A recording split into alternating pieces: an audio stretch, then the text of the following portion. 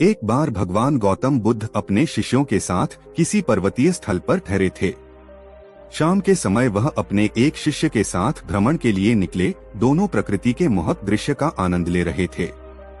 विशाल और मजबूत चट्टान को देख शिष्य के भीतर उत्सुकता जगी। उसने पूछा, इन चट्टानों में तो किसी का शासन नहीं होगा क्योंकि ये अटल, अविचल और कठोर हैं। शिष्य की बात सुनकर बुद्ध बोले कि नहीं, इन शक्तिशाली चट्टानों पर भी किसी का शासन है। लोहे के प्रहार से इन चट्टानों के भी टुकड़े टुकड़े हो जाते हैं। इस पर शिष्य बोला, तब तो लोहा सर्वशक्तिशाली हुआ। बुद्ध मुस्कुराए और बोले, नहीं, अग्नि अपने ताप से लोहे का रूप परिवर्तित कर सकती है।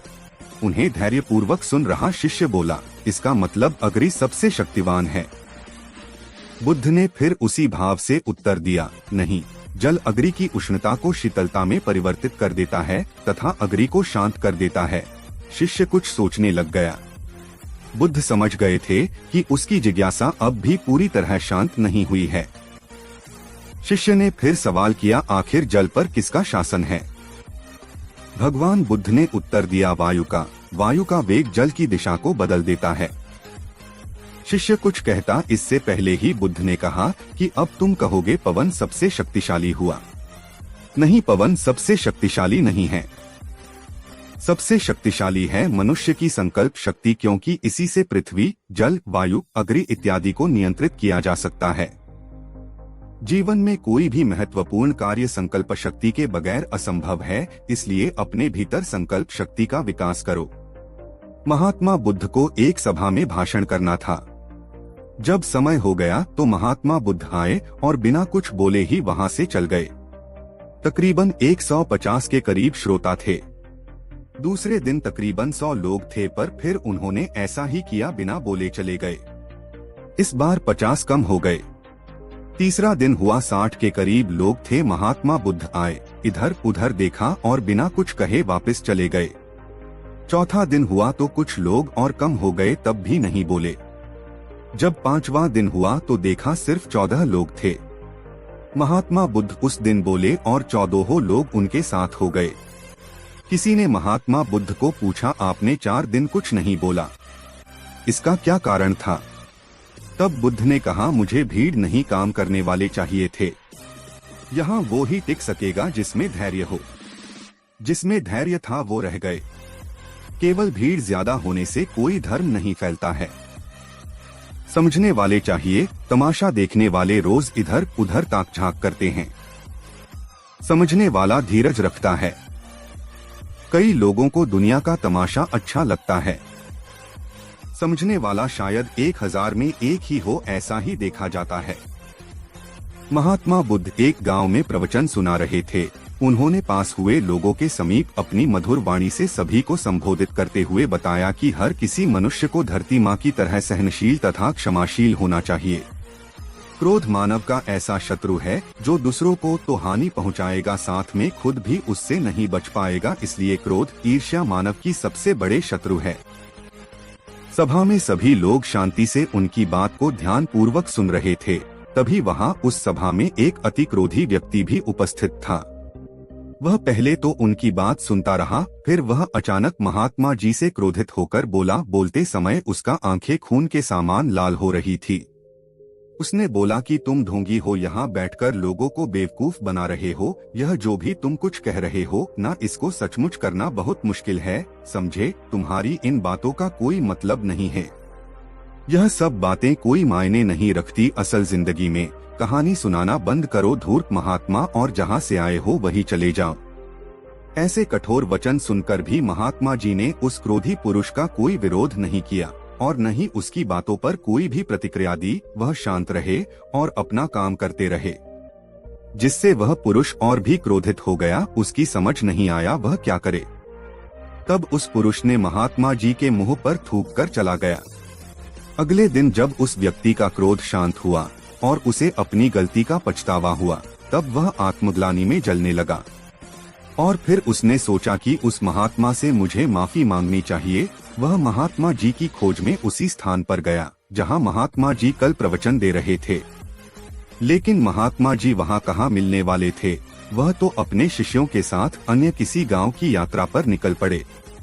वह पुरुष सब लोगों से महात्मा जी के बारे में पूछता पूछता उस स्थान पर पहुंच गया जहां की महात्मा जी प्रवचन कर रहे थे। तब उस पुरुष को महात्मा जी के शिष्यों ने उसे उनके पास जाने से रोका, लेकिन महात्मा जी ने अपने शिष्यों को आदेश दिया कि आने दे उस पुरुष को। तब वह पुरुष महात्मा जी के चरणों पर गिर गया, उनसे बोला, मुझे क्षमा कीजिए महाराज। उसने महात्मा जी से पूछा, क्या आप भूल गए हो कि मैं वही जिसने कल आपका इतना अपमान किया था? मैं अपने दुष्ट कृत्य की आपसे माफी मांगता हूँ। तब महात्मा जी ने बड़े शालीनता से उस पुरुष से बोले कि कौन सी बात? तब उस पुरुष ने बड़ी हैरानी से महात्मा जी की ओर देखा। महात्मा जी बोले कि मैं तो बीती बातें वही छोड़ आया, क्योंकि बीता हुआ कल कभी वापस लौटकर नहीं आता, इसलिए बीती हुए बातों की वजह से आज और अपना आने वाला कल नहीं बिगड़ना चाहिए। जो हो गया सो हो गया, तुम्हें अपनी भूल का एहसास हुआ, यही सबसे बड़ी बात है। तुम अपनी गलती को मान लिए, सो तुम अब निर्मल हो गए हो, इसलिए कोई भी ग्लानि अपने मन में नहीं रखो। अपने आने वाले कल के बारे में विचार करो और उसे सुधारने का प्रयास करो।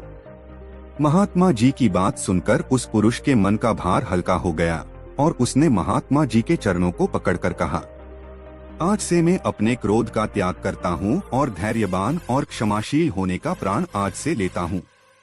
तो दोस्तों, हमें इस कहानी से यह प्रेरणा मिलती है कि यदि अपने बीते हुए कल की गलती को लेकर हमें वर्तमान में उसका पछतावा न कर, उस गलती को हमें अपने भविष्य में कभी नहीं करना चाहिए, क्योंकि दोस्तों, बीता हुआ कल कभी लौटकर वापस नहीं आता। श्रावस्ती नगरी में शागौतमी नाम की एक कन्या रहती थी। गौतमी उसका असली नाम था। काम करते करते वह जल्दी थक जाती थी, इसीलिए लोग उसे शागौतमी के नाम से पुकारते थे। गौतमी ने जवानी में प्रवेश किया और उसका विवाह हो गया। गौतमी गरीब घराने की थी, अतः उसकी ससुराल के लोग उसका यथोचित आदर नहीं करते थे। कुछ समय बाद गौतमी के एक पुत्र हुआ। अब घर में उसका आदर होने लगा, लेकिन होनहार कुछ दूसरी ही थी। गौतमी का शिशु जब कुछ बड़ा हुआ और खेलने लायक हुआ तो ईश्वर ने उसे उठा लिया। गौतमी ने सोचा, पुत्र जन्म से पहले मेरा इस घर में अनादर होता था। पुत्र जन्म के बाद लोग मेरा आदर करने लगे, लेकिन अब यह लोग मेरे प्रिय शिशु को ना जाने कहां छोड़ देंगे। गौतमी अपने मृत पुत्र को गोद में ले उसके लिए घर घर दवा मांगती फिरने लगी।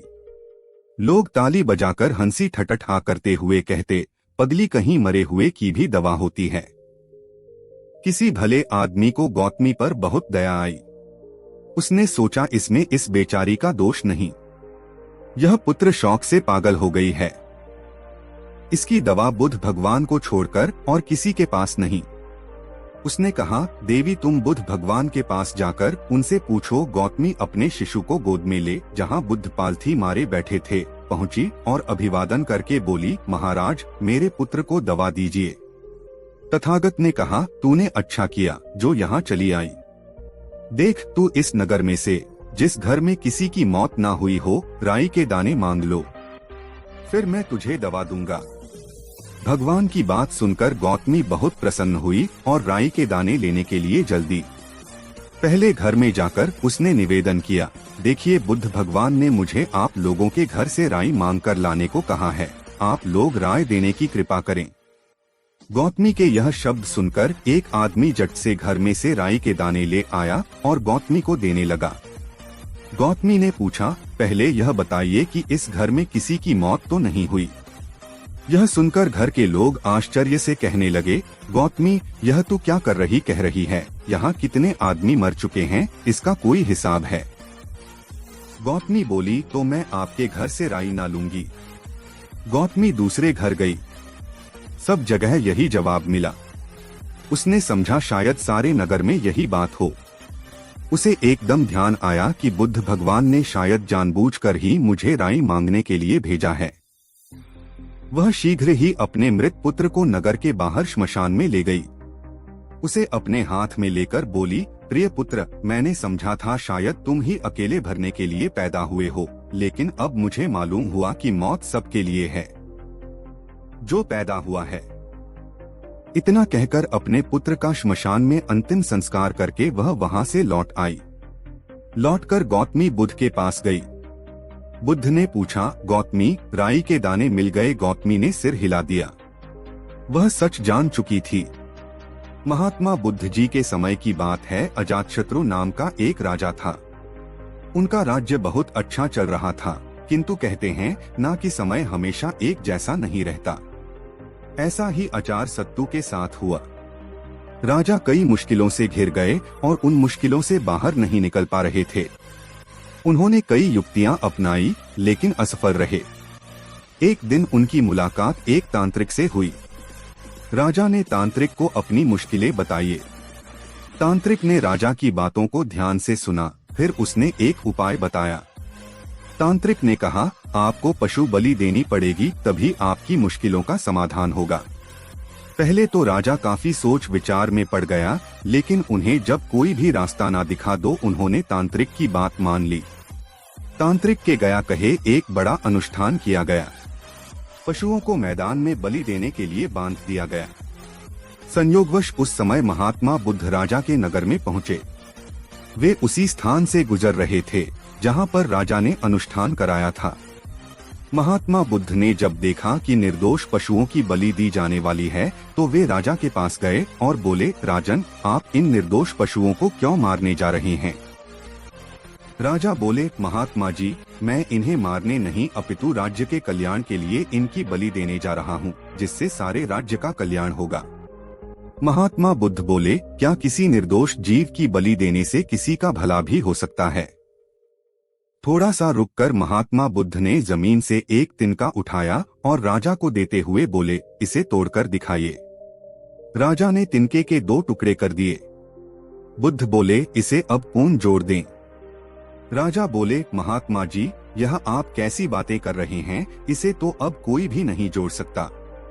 तब बुद्ध राजा को समझाते हुए बोले, राजन, जिस प्रकार इस तिनके के टूट जाने के बाद आप इसे नहीं जोड़ सकते, ठीक उसी प्रकार जब आप इन पशुओं की बलि देंगे तो यह निर्दोष जीव आपके कारण मृत्यु को प्राप्त होंगे और इन्हें आप दोबारा जिंदा नहीं कर सकते, बल्कि इनके मरने के बाद आपको जीव हत्या का दोष लगेगा और आपकी मुश्किल है कम होने के बजाय और भी कहीं अधिक बढ़ जाएंगी, क्योंकि किसी भी निर्दोष जीव को मारकर कोई भी व्यक्ति खुशी नहीं प्राप्त कर सकता। आपकी समस्या का हल निर्दोष जीवों को मारने से कैसे हो सकता है? आप राजा हैं, आपको सोच विचार कर निर्णय लेना चाहिए। अगर आप सच में अपनी मुश्किलों का हल चाहते हैं तो दिमाग से काम लीजिए, मुश्किलें तो आती जाती रहती हैं।